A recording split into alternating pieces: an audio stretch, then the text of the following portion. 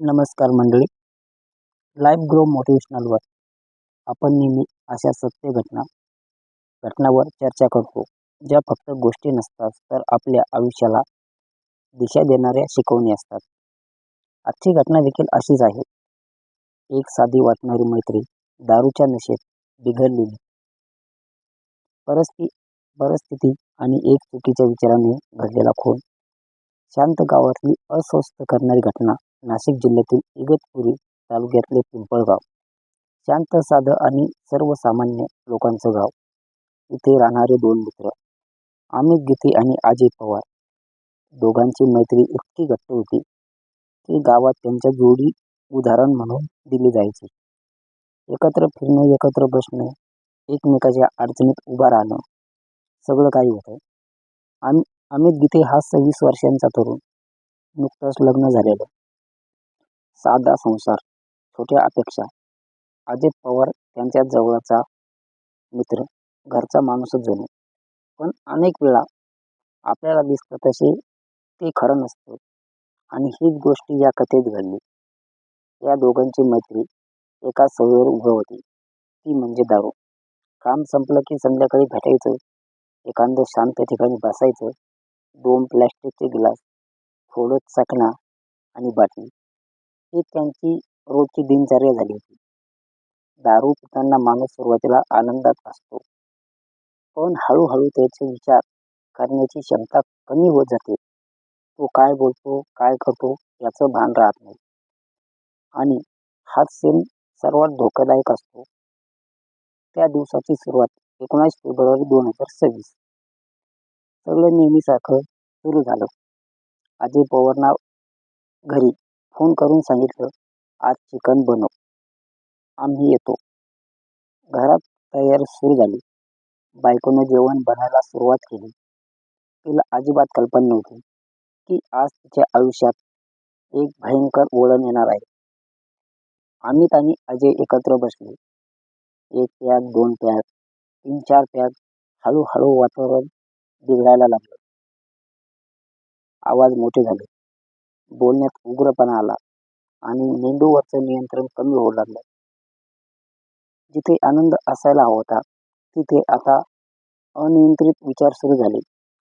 याच दरम्यान अमित गीतेची नजर अजयच्या बायकोवर पडली. ती एक सामान्य स्त्री होती, घर सांभाळणारी, आपल्या संसारात रमलेली.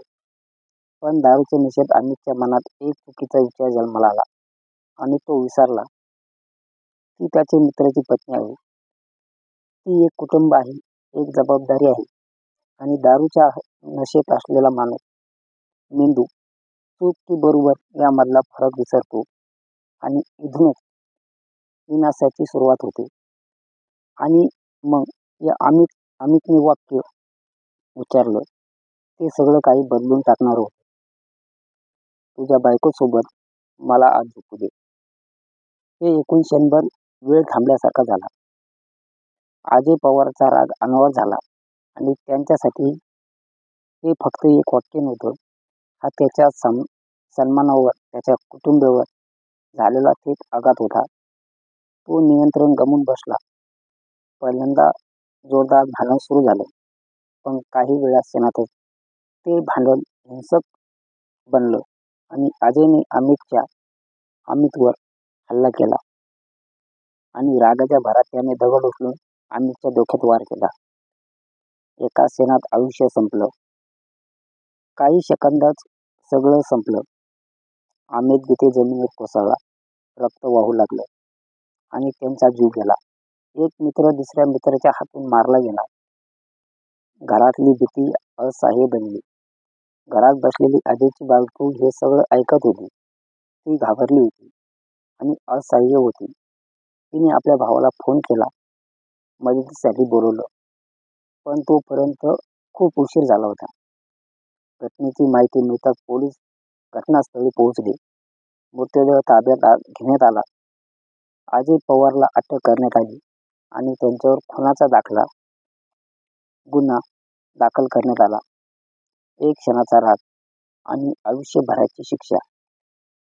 या घटनेतून मिळणारी एक शिकवण. ही घटना फक्त एक गुन्हा नाही, ही आपल्या समाजासाठी एक मोठी शिकवण आहे. दारू माणसाचा विचार करण्याची क्षमता नष्ट करते. चुकीचा विचार आयुष्य उद्ध्वस्त करू शकतो आणि मर्यादा ओलांडली की भयानक करतो. आज प्रत्येकाने स्वतःला एक प्रश्न विचारायला हवा. आपण आपल्या विचारावर नियंत्रण ठेवतो का? की आपण परिस्थितीच्या नशेत आहारी जातो. एक चुकीचा क्षण आणि सगळं काही कायमचं बदलून जातं.